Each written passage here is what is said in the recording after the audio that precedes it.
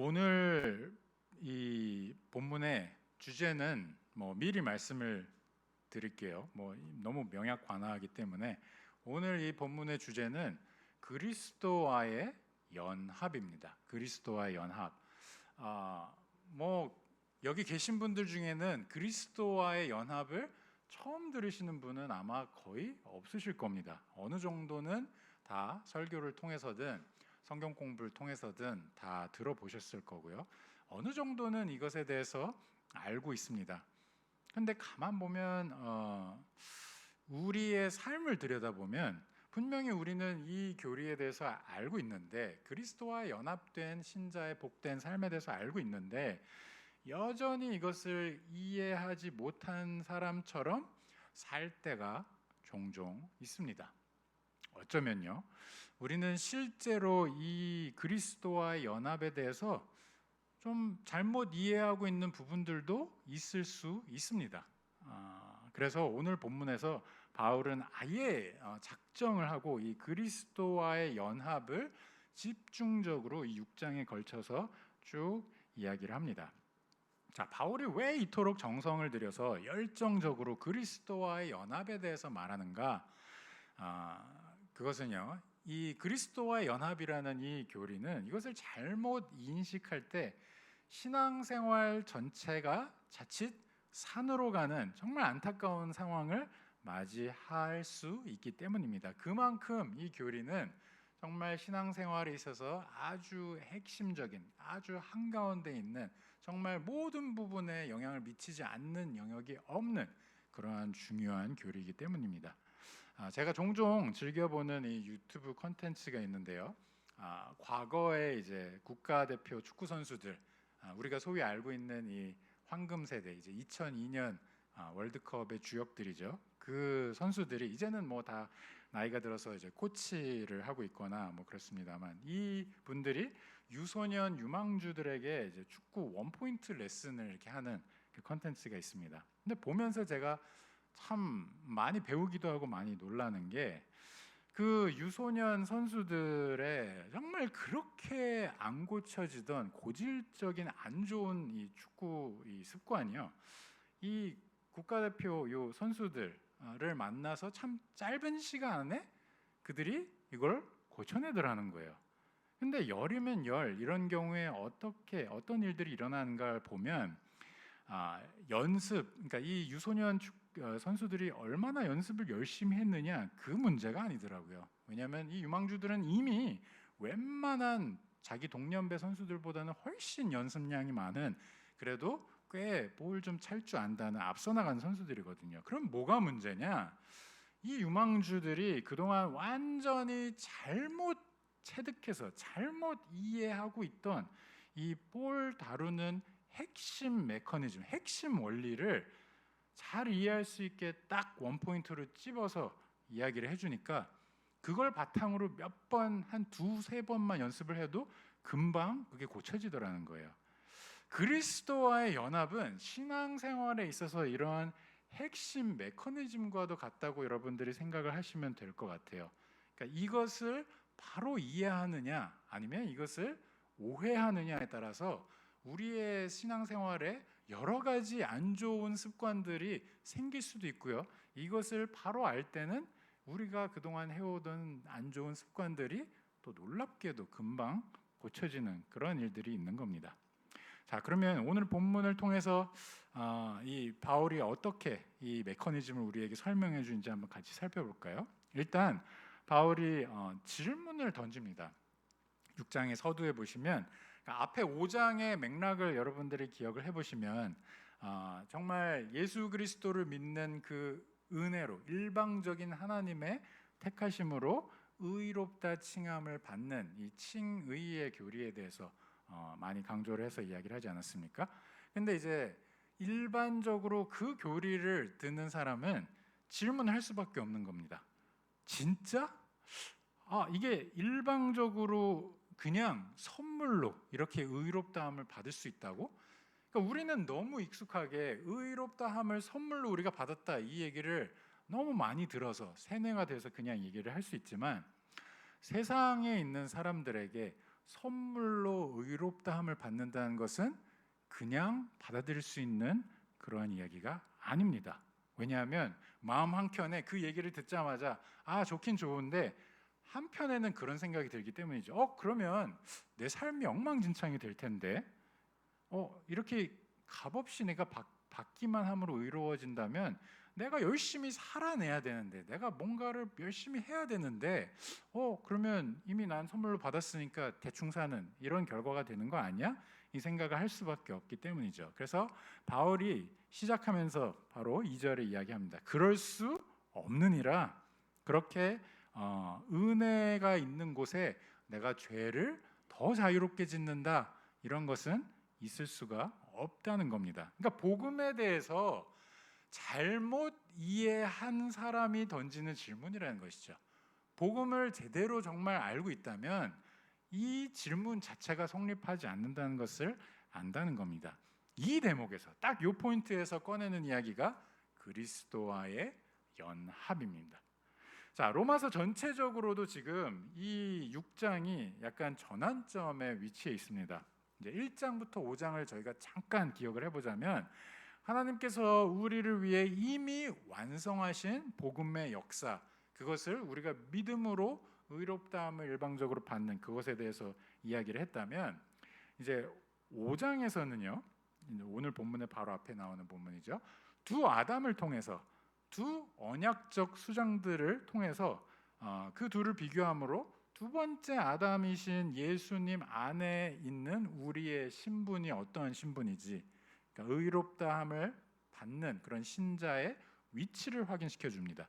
그리고 오늘 본문이 시작되는 지점부터 이제 8장까지 걸쳐서는 쭉 하나님께서 우리 안에 전인격적인 변화를 일으키시는가, 이거를 살펴봅니다. 그러니까 일방적으로 주어진 은혜 가운데 실제로 우리 삶이 변화되는가, 이것을 6장부터 8장에 걸쳐서 다루고 있다는 얘기입니다. 자, 그러면 오늘 본문의 서두에 이제 절대로 그럴 수 없다, 절대로 은혜 입은 자가 막 살 수 없다, 이렇게 밝히면서 죄를 지을 수 없다, 이렇게 이야기하면서 보시면 2절에 하는 얘기가 죄에 대하여 죽은 자가 어찌 죄 가운데 더 살려고 하겠느냐, 이렇게 이야기합니다. 자, 여기서 우리가 먼저 확인을 해야 될 것이 있습니다. 죄에 대해서 죽는다는 게 뭘 뜻합니까? 죄에 대해서 죽는다.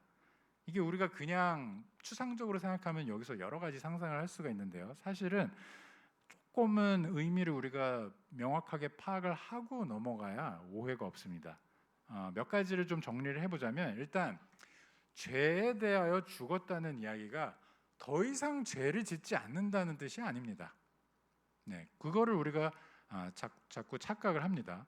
그러니까 죄에 대해서 죽은 자로서의 크리스찬의 신분에 있다는 것이 내가 거듭 죄를 또 짓지 않는다는 것을 의미하진 않습니다. 또 한 가지 우리가 자주 하는 착각, 죄에 대해서 더 이상 유혹이 없다는 얘기도 아닙니다. 죄에 대해서 죽었지만 여전히 죄는 우리를 호시탐탐 노리고 있는 그러한 상황 가운데 우리는 처해 있습니다. 그래서 에베소서 2장 부분을 보시면, 앞부분을 보시면 이 세상의 그 죄악됨 아래에 있기 때문에 우리가 죄를 짓는다는 이야기를 합니다. 그 다음에 또 한 가지, 이것이 의미하지 않는 바는 이 때때로 우리는 보통은 지지만 때때로는 죄에 대해서 이길 때도 있다, 이런 의미도 아닙니다. 그러니까 여기 분명히 보시면 죄에 대해서 죽었다 하지 않습니까? 죽었다는 거는 한번 그 강을 건너면 다시 돌아오는 게 없습니다. 아주 확연한 그 선이 분명히 있죠. 그래서 그래도 우리는 죄에 대해서 항상 지지만 가끔 이긴다, 이런 의미도 아니라는 걸 의미합니다. 그러니까 완벽하게 죄에 대해서 죽은 것을 의미합니다. 그러면 정확히 무엇을 의미하느냐? 한마디로 이렇습니다. 죄가 우리 삶을 다스리지 않는다는 겁니다. 죄가 우리 삶을 다스리지 않는다. 자, 이게 무슨 뜻이냐? 그러니까 여전히 죄는 강력한 영향력을 우리 삶 가운데 끼칩니다. 그리고 기회를 엿봅니다. 우리를 쓰러뜨리려고. 우리가 그런 유혹에 노출되어 있기도 하고요. 실제로 그 유혹에 넘어가서 죄를 때때로 짓기도 합니다. 때로는 그 죄에 대해서 넘어지는 것이 막 좀 심하게 넘어져서 정말 은혜 입은 자가 맞는가 하는 그런 질문을 하게 만들 정도로 처참하게 또는 좀 긴 기간을 넘어져 있기도 합니다. 하지만 궁극적으로 죄에 완전히 장악을 당하거나 정복을 당하는 것은 아니라는 것. 즉 최후 승리는 예수 그리스도의 것으로 이미 못 박혀 있다는 겁니다. 그렇기 때문에 우리의 삶의 그 최종적인 그림은 이미 다 나와 있다는 것을 뜻합니다. 죄가 우리를 삶을 다스리는 것이 아니라 하나님의 의 가운데 하나님의 은혜가 우리를 다스리는, 그리스도가 우리를 다스리는 그 삶 가운데 있다는 겁니다. 자, 이게 어떤 예를 좀 들어볼 수 있냐 하면요. 그러니까 이게 지금 어떤 상황이냐면 2차 세계대전 때 일본이 이제 결국에는 전쟁을 통해서 세력을 넓히고 정복지들을 이 식민지들을 또 차지하고 그러다가 세계대전이 끝남과 동시에 이제 패망하지 않았습니까? 근데 그 일본이 점령하고 있던 지역들 중에는 일본이 완전히 항복했다는 그 소식을 아직 듣지 못한 지역도 있었다고 합니다. 그래서 심한 경우에는 이제 특히 하와이의 군소 작은 이 섬들이 있지 않습니까? 그런 지역에는 정말 그 소식이 한 1년 동안 들어가지 않아서 분명히 일본은 완전히 패망했는데 더 이상은 이 땅의 주인이 아닌데 그거는 이미 선포가 됐는데 여전히 그 안에서 이 사람들은 그 일본 사람들과 미국 사람들은 여전히 마치 식민지 하에 있는 것 같은 삶을 무려 1년이나 그냥 살았던 그런 일화가 있습니다. 이처럼 그러니까 이런 상황과 비슷한 것이죠. 분명히 죄에 대해서 완전히 죽었으면 이미 전쟁은 끝났습니다. 이미 예수 그리스도께서 십자가 가운데 모든 것을 완성하시고 승리하셨는데 그런데 죄에 대해서 우리의 삶을 들여다보면 여전히 아직 그 죄에 대해서 완전히 해방되었다는 소식을 듣지 못한 자처럼 죄 가운데 유혹을 받기도 하고 넘어지는 부분들도 있기도 하고 그렇다는 겁니다. 자, 그러면 우리가 어떻게 죄에 대해서 죽었는가 이것에 대해서 이제 3절에 대해서 좀 이야기를 하는데요. 먼저 이렇게 이야기를 합니다. 3절의 뒷부분을 보시면 알지 못하느냐 이렇게 이야기를 하죠. 이 3절 끝부분을 보시면요. 그러니까 이렇게 그리스도 예수와 합하여 세례를 받은 우리는 그의 죽으심과 합하여 세례를 받은 줄을 알지 못하느냐. 그러니까 우리의 지금 이 로마 교인들을 향해서 이것에 대해서 알지 못하느냐, 이 정말 알에 대한 강조를 다시 한번 하고 있는 겁니다. 근데 무엇에 대한 알미냐? 여기 보시면 세례에 대한 이야기가 나오죠. 세례. 그러니까 세례, 여기 사실 여러분들이 갖고 계신 성경 중에 그 각주가 달려 있는 것을 보시면 아마 번호가 이렇게 되어 있고 헬라어로 또는 침례 이렇게 설명하고 있는 것을 보실 겁니다. 그러니까 이게 침례라는 말을 강조하는 이유는 여기서 지금 바울이 이 말을 쓰고 있는 그 표현은 사실 물 아래에 전신이 완전히 잠기는 것을 의미합니다. 그것은 이 죽음을 의미하는 겁니다. 완전히 죽는 것. 그래서 지금 세례의 비유를 하면서 그리스도와 합한 이 연합은 우리는 그의 죽으심과 합하여 세례를 받았다.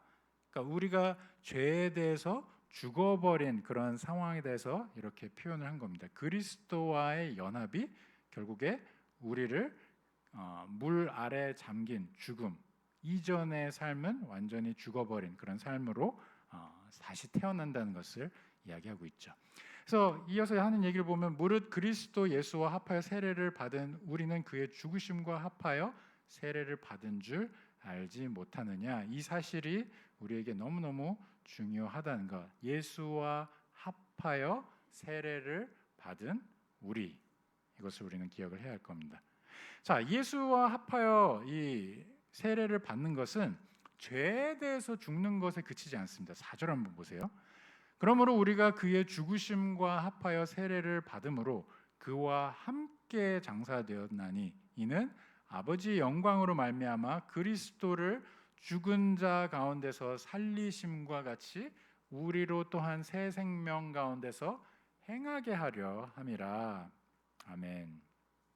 그러니까 여기 보시면 크리스찬의 삶에는 죄에 대해서 죽는 부분과 함께 그리스도의 영광을 향해서 달려가는 새 삶이 있다는 것을 이야기하고 있습니다.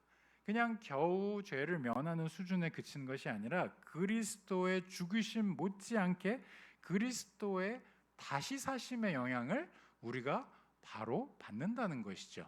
그래서 예수 그리스도의 행한 그 모든 사역, 그리스도의 삶, 그리스도의 죽으심, 그리스도의 다시 사심, 그리스도의 승천하심, 이 모든 것 하나하나가 우리 삶에 직접적으로 맞닿는 부분들이 있기 때문에 우리는 그리스도의 그 사역에 대해서 깊이 있게 살펴봐야 하는 것입니다. 근데 5절을 보시면요, 죽으심에 연합한 것이, 거기 이제 죽으심에 연합한 것이 어떠한 것으로 표현이 됩니까? 그의 부활과 같은 모양으로 연합한 자도 되리라. 그러니까 죽으심에 연합한 자가, 그리스도의 죽으심에 연합한 자가 부활, 그 그리스도의 부활과도 같이 연합한 자로 선다는 것이죠. 그러니까 그리스도의 모든 부분이 그리스도와 연합된 신자에게는 다 유익을 끼치는 요소들이 되는 겁니다. 자, 여기서 우리가 꼭 알아야 할 사항이 있습니다. 6절을 한번 보겠습니다. 6절을 보시면 역시나 또 아는 것에 대한 강조가 나오죠. 우리가 알거니와, 자, 여기서 거듭해서 바울이 아는 것을 이렇게 이야기하는 것은 제가 거듭 강조하고 있는 부분이지만 크리스찬의 삶은 교리를, 하나님의 말씀을 이해하고 아는 것에서 시작됩니다.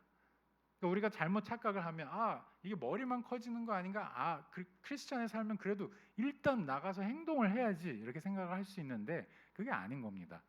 그리스도의 말씀이 정말 중심이 된다면 그것을 아는 것들이 우리에게 먼저 선제가 되고 그 아는 것이 우리의 삶 가운데 은혜로 다가올 때 우리의 행위가 나오게 되는 것이죠.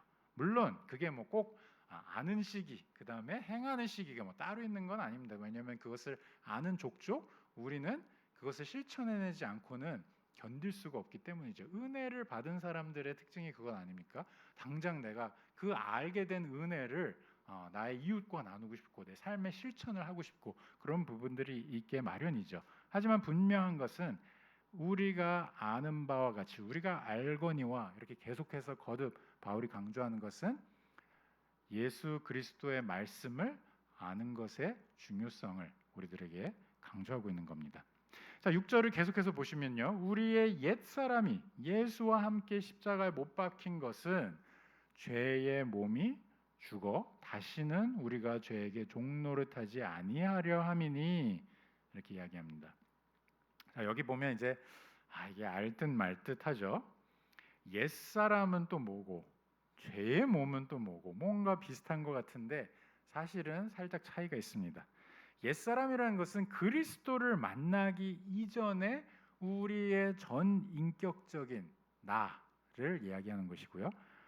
죄의 몸이라는 것은 우리의 몸을 통해서 드러날 수밖에 없는 죄 아래 놓인 우리를 이야기하는 겁니다. 그래서 죄의 몸을 이걸 잘못 이해하시면 몸으로 한 건 다 죄악된가 보다 이렇게 좀 착각을 할 수도 있는데 하나님께서는 우리를 지으실 때 영과 육으로 지으셨죠. 그래서 우리의 영과 육 모두가 하나님께서 지으시고 심히 좋다 말씀하신 것처럼 우리의 육적인 부분이라고 꼭 육적인 부분인 것이 부정적인 의미를 갖는 건 전혀 아닙니다. 다만 죄 아래 놓여 있는 우리의 비참한 처지를 통해서 그 상황 가운데 있는 우리를 드러낸 말이 죄의 몸인 것입니다. 자, 그러면 여기서 예수 그리스도의 십자가 그것의 무게를 우리가 확연하게 느낄 수가 있게 되는데요. 여기 보시면 여러분들이 한번 생각을 해보시죠. 그리스도께서 십자가에 못 박히셨을 때 이게 지금 무슨 의미냐면요. 이전에 나라는 이 인격체, 옛 사람, 지금 옛 사람이 예수와 함께 십자가에 못 박혔다고 이야기를 하지 않습니까? 그리스도께서 십자가 가운데 못 박히셨을 때 이전에 그리스도를 알기 이전에 나라는 이 인격체가 그냥 통째로 다 십자가에 못 박혔다는 이야기입니다. 그 얘기는 뭐냐? 이전에 나는 완전히 죽었다는 겁니다. 이전에 그리스도를 알지 못하여 내 마음대로 나의 의의를 세우고 살아가던 그 나는 더 이상 존재하지 않는다는 의미입니다. 이 말의 의미는 죄 아래 놓였던, 그래서 죄를 짓던 우리의 과거 노예 신분이 완전히 죽었다는 것을 의미합니다. 처음으로 이제 죄에서 벗어난 자유를 맛보게 하셨다는 겁니다. 그래서 7절에 죽은 자가 죄에서 벗어났다 이 표현을 쓰는 것이 바로 이런 맥락에서의 의미인 겁니다. 죽은 자가 죄에서 벗어나 의롭다 하심을 받았다는 것은 그냥 죽은 자라고 표현하지 않습니까? 죽은 자는 그 과거가 완전히 끝나는 겁니다. 거기서 끝, 완전히 새로운 삶으로 들어가는 것인데, 새롭게 된 자가 비로소 의롭다 하심을 얻은 자로서의 죄에서 자유로운 삶을 산다는 것, 이게 바로 신자가 살아가는 삶인 겁니다.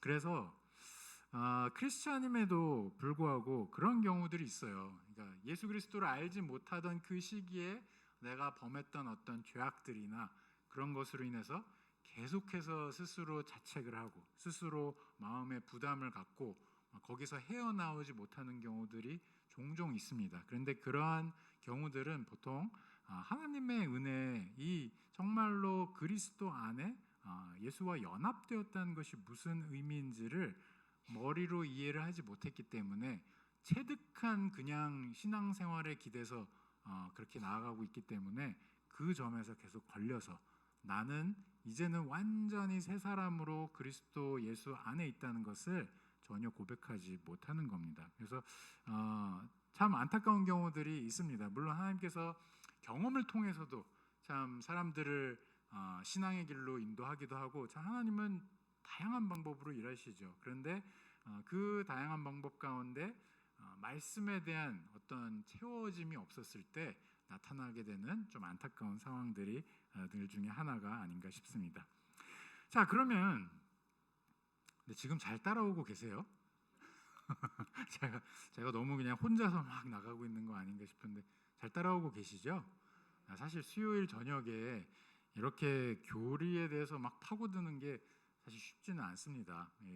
몸도 피곤하고 이렇게 들으면서 막 이런 것들을 막 깊이 생각하는 게 쉽지 않은 시간이긴 합니다만, 그래도 이 가운데 또 하나님께서 조금이라도 또 깨닫게 하시는 것들이 있다는 것을 믿기 때문에 그래서 계속해서 나아가 보겠습니다.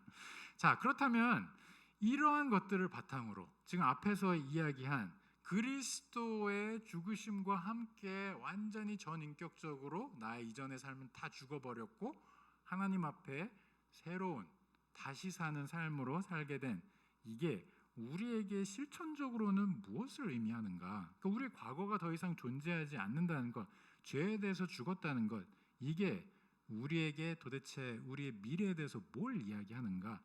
이거를 이제 8, 9절에서 우리가 보게 됩니다. 8, 9절 한번 보시면, 만일 우리가 그리스도와 함께 죽었으면 또한 그와 함께 살 줄 믿노니 이는 그리스도께서 죽은 자 가운데서 살아나셨음에 다시 죽지 아니하시고 사망이 다시 그를 주장하지 못할 줄을 알미로라.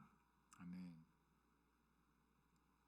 자, 여기서 우리가 엿볼 수 있는 크리스찬의 삶의 어떤 부분들이 있는데, 그리스도와 함께 죽었기 때문에 그리스도와 함께 살 것이다. 이 말은 예수님께서 이미 완성하신 사역이 있다는 것은 우리로 하여금 그리스도와 함께 살아가는 삶에 대해서도 확증을 한다는 겁니다. 이게 왜 중요하느냐?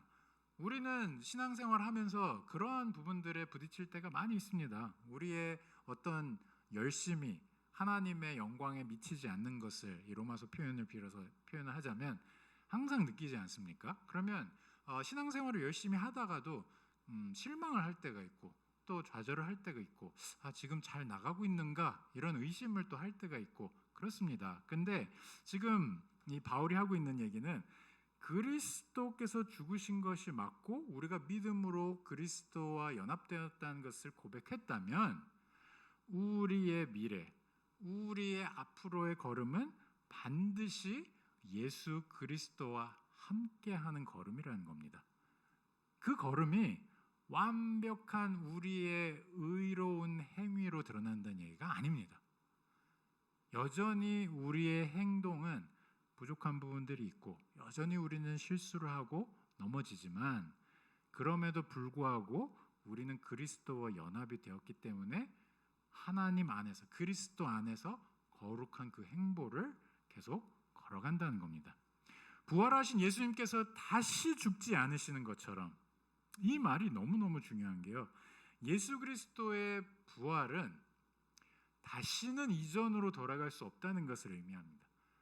다시 사신 예수 그리스도께서 무덤을 이기고 부활하신 몸으로 우리 가운데 나타나신 예수 그리스도는 더 이상 이전에 죽음 이전의 그 단계로 돌아갈 수가 없습니다. 마찬가지입니다. 우리 역시도 예수님께서 다시 죽으시지 않는 것처럼 사망이 다시는 우리를 주장하지 못합니다. 이 확신이 우리에게 반드시 있어야 합니다. 전쟁은 이미 끝났다. 전쟁은 이미 우리에게 예수 그리스도의 승리와 함께 우리의 승리로 주어졌다. 이것을 아무도 뒤집을 수 없다. 더 이상 그 이전의 단계로 갈 수 없다. 나의 삶 역시 마찬가지다. 예전에는 죄의 종로로서 하는 나의 삶이 분명히 있었지만 그리스도를 알지 못하던 때에는 그리스도를 안 이후의 나의 삶은 더 이상 그 단계로 돌아가지 않는다는 겁니다.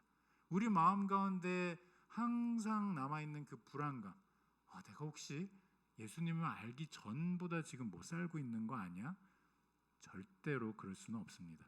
우리에게 믿음이 있다면요, 우리에게는 이전과 똑같은 삶은 절대로 있을 수 없습니다. 왜냐? 예수님께서 승리를 거두셨기 때문이죠. 예수 그리스도의 은혜 아래 있는 자와 그렇지 않은 자의 차이, 그게 바로 여기에 있는 겁니다. 그리스도의 승리에 대한 확신, 그리고 그리스도의 그 의 안에서 우리는 더 이상 증명할 것이 없다는 것. 근데 그렇지 않은 자는 굉장히 다른 삶을 삽니다. 그렇지 않은 자, 그리스도를 모르는 자의 그래도 가장 어떤 긍정적인 케이스는 아마도 법대로 열심히 살아보려고 하는 그런 모습일 겁니다. 율법을 어쨌든 붙잡고 뭔가 그래도 불의하지 않게 살려고 노력하는 것. 그런데 안타까운 것은 이처럼 법 아래 있는 자, 법을 붙잡고 가는 자는 스스로의 죄악됨만을 드러낼 수밖에 없습니다.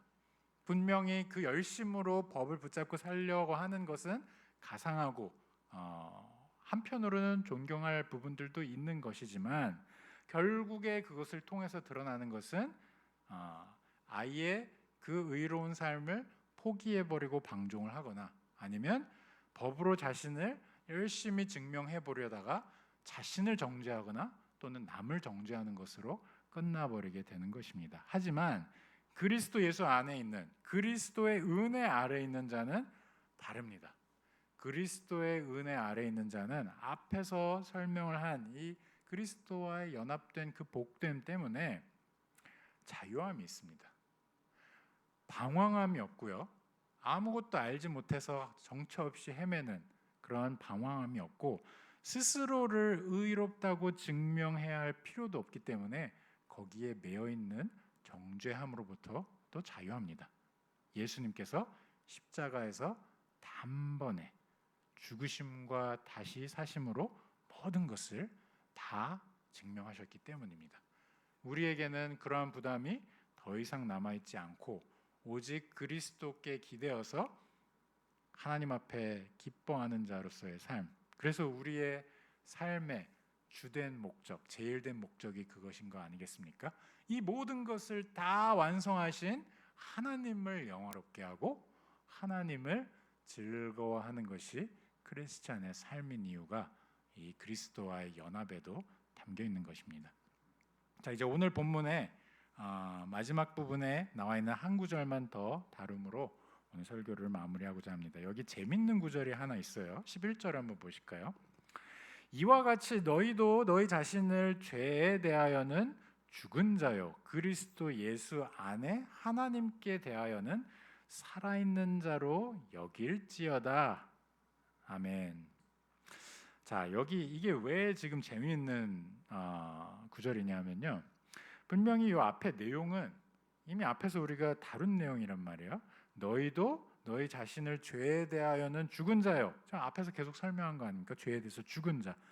그리스도 예수 안에서 하나님께 대하여는 살아있는 자로, 예수님과 연합이 되었기 때문에 의로운 자로, 의롭다함을 받은 자로. 근데 여기 뒤에 마지막 동사가 너무 재밌는 겁니다. 여길지어다래요. 이미 아는 건데 뭘 또 여깁니까? 이거 그냥 중언부언 하는 겁니까? 앞에서 했던 말 또 하는 걸까요? 아니죠. 여기에 방점이 있습니다. 여길지어다. 우리는요, 약간 그런 존재입니다. 하나 예를 들어보자면, 이제 제가 미국에서 짐을 막 정리하고 이제 한국으로 돌아올 때 그동안 꺼내보지 않았던 여러 가지 짐들을 이것저것 많이 이제 꺼내보게 되더라고요. 그런데 저한테 멤버십 카드가 이렇게 많은 줄 몰랐습니다. 오만 잡단, 미국은 마트마다 다 멤버십 카드가 있거든요. 근데 그러한 멤버십 카드부터 시작해서 여행사 멤버십 카드, 제가 언제 이런 여객기를 탔었지 싶은 그런 여행사 멤버십 카드들도 있고, 그런 것들이 참 많더라고요. 근데 그런 것들을 발견하면서 내가 이게 있는 줄 알았더라면 이걸 좀 더 제대로 좀 활용할 걸, 이런 안타까운 마음이 들었습니다. 그런데 이 그리스도와의 연합, 이게 그렇습니다. 이게 우리한테 너무너무 소중한, 너무너무 귀한 멤버십이거든요. 우리는 그리스도와 연합된 멤버들이라는 것을 우리는 알고 있는 것 같은데 사실은 잊어버리고 삽니다. 갖고 있다는 것조차 잊어버리고 살 때가 있어요. 일부러 잊어버리는 게 아니라 삶의 어려운 부분들이 또 있고, 삶이 너무나 만만치 않고 녹록치 않고 힘들고 이러다 보면 당장 눈앞에 있는 걱정거리들이 우리를 덮치고, 그리스도와 연합이 된 나의 그런 것들은 이미 저 어디 구석에 가서 없어져 있는, 잃어버린 것조차도 모르는 그런 상황 가운데 있을 때가 많습니다. 바울이 그것을 너무너무 잘 아는 것이죠. 그래서 우리들에게 그렇게 권면을 합니다. 스스로에게 되새기라. 스스로에게 계속 되새기라고. 너는 예수님과 연합이 된 자다. 너는 그리스도와 함께 죄에 대해서 완전히 죽었고, 그리스도에 대해서, 의로움에 대해서는, 하나님 앞에 의로움에 대해서는 완전히 살아있는 자라. 이것만 확실히 알고 있어도 우리 삶 가운데 좌절이 있을 수 없고요, 슬픔이 있을 수 없고, 괴로움이 있을 수 없습니다. 물론 여전히 괴롭습니다. 여전히 어려운 일들이 있죠. 하지만 거기에 완전히 빠져서 헤어나오지 못하는 일은 없다는 겁니다. 이 멤버십 때문에. 이 멤버십이 우리의 모든 것을 다 보장하기 때문이죠. 사랑하는 우리 성도 여러분, 그리스도와 연합된 여러분들의 이 멤버십을 꼭 기억하시기 바랍니다. 이것을 알고 있는 자의 삶과 이것을 잊어버린 자의 삶은 완전히 다릅니다. 무엇인가에 쫓겨서, 나의 상황에 매몰돼서 그냥 어쩔 수 없이 끌려가듯이 그렇게 살아가는 삶이 아니고요, 나는 그리스도와 연합된 천국 시민이다. 그 멤버십 카드가 있기 때문에 어떤 상황이 되든 그 멤버십 카드를 딱 들이미는 거죠. 나 이런 사람이야 하면서 그 상황 가운데 노예가 되지 않고, 그 상황 가운데 패배하지 않는 자가 되는 것, 우리가 대단해서가 아니고요, 이 멤버십을 우리 손에 쥐어준 예수 그리스도 때문입니다. 이 은혜로 살아가시는 우리 모든 성도님들 되시기를 간절히 기도합니다. 다 함께 기도하시겠습니다. 하나님 아버지, 감사합니다. 우리의 마음은 연약하고 우리의 마음은 너무나 악한 것들로 가득 차 있어서 우리의 생각은 하나님의 은혜에 대해서 오히려 그것을 기반으로 죄를 더 지을 수 있는가, 이런 생각들을 할 때가 참 많습니다. 하지만 주님, 오늘 다시 한번 우리에게 일깨워 주시니 감사합니다. 그리스도 예수와 연합된 그 연합, 아무도 다시는 되돌이킬 수 없는 그 완전한 연합 가운데 우리가 멤버로 있다는 것, 세상의 그 어떤 것도 우리를, 세상의 그 어떤 권위도, 그 어떤 권세도 우리를 그리스도와 연합에서 끊어낼 수 없다는 것, 이것이 우리가 이 땅을 살아가는 소망이 됩니다. 주님, 이 멤버십을 기억하면서 어려울 때, 또 힘든 상황을 마주할 때, 너무나 가슴이 아프고 가슴이 미어지는 그런 상황들을 맞닥뜨리게 될 때 그리스도와 연합을 기억함으로 그 은혜를 기억하게 해주시옵고, 그 가운데서 살아갈 수 있는, 하나님 앞에서 다시 툭툭 털고 일어날 수 있는 용기를 얻게 하여 주시옵소서.